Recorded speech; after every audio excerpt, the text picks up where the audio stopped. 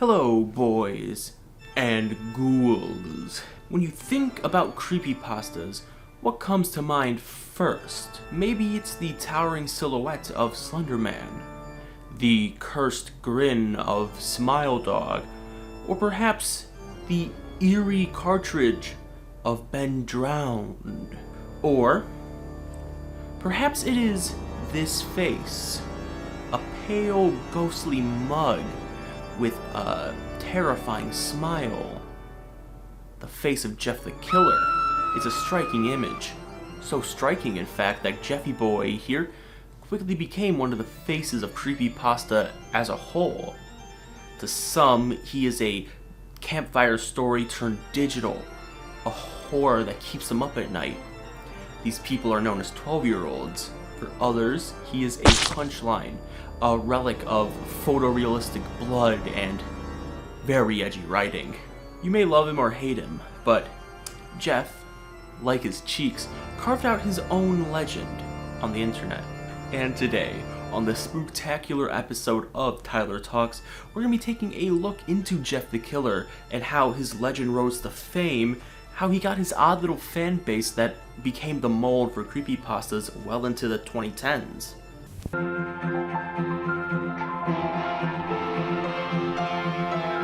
I'm sure by now most of you know the story of Jeff the Killer, or at least the spark notes of it.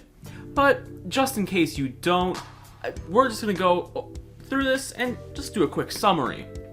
Just to, get you guys up to speed. Jeff was a 13-year-old boy who had just moved to a new neighborhood with his brother Liu and their parents. On the first day of school, Jeff was bullied by a group of classmates. After a violent confrontation where Jeff defended himself after the bullies pulled knives, Liu took the blame and was arrested. There was no trial, by the way, sending Jeff into a deep depression. The bullying didn't stop. At a later party, Jeff was attacked again, this time with guns. Mind you, these bullies are like 12. And during the John Wick-style fight, he killed one of the bullies by punching his heart so hard it stopped. But not before he would be doused in bleach and set on fire. All of these events caused his mind to snap completely. When he woke up in the hospital, his face was horrifically disfigured. Pale, leathery skin, bright red lips. No chemical or actual burns, of course. Horrifyingly, Jeff laughed at his new appearance, and later, at his home, he carved a permanent smile into his face and burned off his eyelids so he could always see it. When Jeff's mother found him like this, she realized the madness had consumed him and tried to, rationally of course, get his father to shoot him dead with a big gun. But Jeff killed both of them. Liu also returned home from jail just the night before, and Jeff confronted him, whispering his now famous words, "Go to sleep?" And Jeff, from there, began his killing spree, targeting anyone who stayed up past their bedtimes and did not drink their milk after dinner. How horrifying, how frightening, but where did this terrifying fellow come from? Well, to figure this out, we have to turn the clock all the way back to 2008, where on Newgrounds, user Killer Jeff... Wait, I wonder if that's how Jeff the Killer got his name. Made some of the first posts featuring a version of Jeff the Killer. It was later adapted by YouTuber and DeviantArt user Sasur into the first ever Jeff the Killer story. Pretty much all the same beats happened. Jeff, his brother Liu, they moved to a new town, bullies, blah blah blah. But in this version, Jeff gets all of his burns and stuff from tripping on a bar of soap while going up the stairs of some chemicals. So, But the story you know and I know comes from user GameFuelTV on the creepypasta.com website in 2011. The story would swell in popularity over time, but what exactly caused this massive swell in popularity for a arguably poorly written creepypasta? Well, they say all... So, I think we all knew this was the answer to why Jeff the Killer was so popular. The nature of why he became the Killer, obviously to start, is pretty edgy and... yeah. Angsty Jeffy boy gets bullied and gets his revenge by killing said bullies. The misunderstood shy kid becomes the monster. Of course, him being the misunderstood shy kid was perfect fuel for internet fan culture, because once you give the internet their angsty emo twink with hair covering one eye, you get a large fandom. Around the time Jeff got his fandom, his characterization began to change. Gone was the unhinged, bleach-burned murderer. In his place emerged the sad boy with a knife. Fan artists would give him perfect black hair, porcelain skin to go with his white hoodie. Stained with some blood, of course. And writers would give emotional depth to him that the story didn't really give him. Suddenly, Jeff wasn't just the killer. He was a brooding, tragic figure. Communities on DeviantArt, Tumblr, and of course YouTube AMVs basically turned him into a murderous goth boyfriend for the very online. He went from go to sleep to go to sleep with me? Also they aged Jeff up because 13 years old? Ooh. But fucking move your seat, Marvel. The Jeff cinematic universe is here. First, we get Jane the Killer, who is basically Jeff's rival at the time. In some versions, she is created by the government, infused with liquid hate to more or less kind of just hunt Jeff down. In others, Jeffy Boy kills her family, her friends, probably her dog too, and then, douses her with bleach and gasoline, lights her on fire, because, we gotta make Jeff 2.0 here. But as it so turns out, people don't really like it when you kill their entire family and set them on fire. There is also Homicidal Liu, which is Jeff's brother after surviving. What? Wait, and he's homicidal too now. What? What the fuck? OMG, the homicidal brothers? The super murder bros? Is OMG. Also, there's Tiki Toby, whatever, and then Nina the Killer, which is basically, to summarize, Jeff the Killer's OMG, the girlfriend. But during all this, Slender Man was also extremely popular thanks to the greatest series of all time, Marble Hornets. And Jeff, of course, would cross over with Slender Man all the time, a la Freddy v. Jason. Jeff, along with a lot of the other creepypasta people, especially his clones, would sort of form a extended universe with each other. Slenderman's Mansion, I think it was called. Yeah, Slenderman's Mansion. And, inspired by Marble Hornets, they're all, of course, Slenderman's proxies.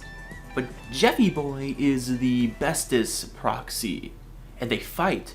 And they date? Aha, OMG, oh. They date? Sometimes. Interesting. But thanks to Jeff the Killer and, Jane the Killer, Nina the Killer, Tiki Toby, Homicidal Liu, creepypastas became kind of overwhelmed with these Jeff clones, as well as EXEs, cursed medias. A lot of the supernatural horror is starting to go away. To older members of the community, Jeff the Killer seemed to represent how creepypastas have turned into a joke for the wider internet community. Jeff was seen as a apotheosis for everything they loathed about the newcomers within their community. To them, Jeff represented how a lot of creepypastas nowadays seem to be. And then I put the cursed EXE cartridge in my shit cube, and then Fred Figglehorn popped out with photorealistic blood and said, you should not play this. And then I died. Their community of internet horror, to them, seemed to be riddled with children, poorly written works, and clones of Jeff the Killer. Something needed to be done. Someone needed to be made an example of.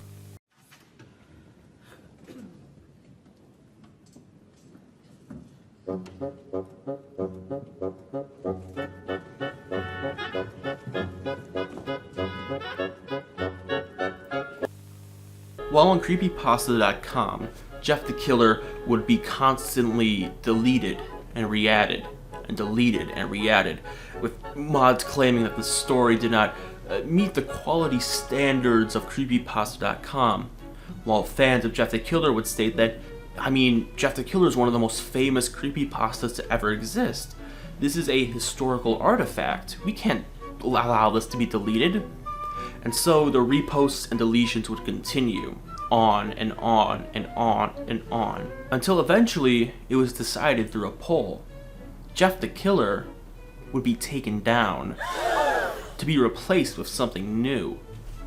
They decided that they would hold a contest. Whoever could rewrite Jeff the Killer within the moderator's new standards would become the new Jeff the Killer, more or less. And in 2015, Kay Banning would get the honor of having the new Jeff the Killer be his version of it. Jeff the Killer 2015 is technically better. It's cleaner, it flows better, it's much more competently written, but it's not the same anymore. The so bad it's good je ne sais quoi of the original was torn away, and while yes, there have been multiple rewrites by multiple different authors, none of them have really been able to catch the spark that the original had. And somewhere along the way, the essence that made Jeff iconic was burnt away. And that brings us to now. If creepypasta isn't dead, it is surely dying. Horror of a more analog variety has taken the web by storm nowadays. Of course, Jeff the Killer 2015 and all the future retellings have made attempts to, rekindle the story of Jeff the Killer for more refined modern audiences, but by now, Jeff doesn't really have any spark left in him. Unlike Slenderman, which was held together by its fan games, Marble Hornets, and all the other media that it was adapted to, Jeff the Killer only really had his fandom, which is a very fickle thing. It can change at a moment's notice. And with the horror landscape in the internet changing the way it did, the spine-tingling stories that once scared us are now artifacts of a bygone era. Grave markers in an internet cemetery, littered with .exes, cursed images, and forgotten fan fictions. And yet, isn't all of this the same for folklore? Folktales were once whispered from neighbor to neighbor, morphing by each teller, terrifying those around the campfire, and warning of danger, morality, or just the unknown. Jeff the Killer, and creepypasta in general, do the exact same thing, only on a computer screen late at night. Stories are shared, rewritten, remixed, and amplified by anyone with Wi-Fi or an Ethernet connection, and a flair for the dramatic, of course. Every drawing, every fanfiction, every retelling is just a modern echo of an oral tradition. These stories, as full of hyper-realistic blood as they are mark a moment in cyberspace where anyone could create a mythos, and anyone could be scared by it. Jeff the Killer may no longer have the spark he once had, but that grin he carved into his face remains ever present in the internet's subconscious, a monument to the internet of old, when all you really needed was a text box, a creepy little photo, and just your imagination. A reminder that even if creepypasta has faded from the cultural zeitgeist, it shaped a generation of horror lovers, and of course, the modern horror landscape as a whole. Sure, Jeffy Boy may be dead for now, but does the killer in a horror movie really stay dead for long?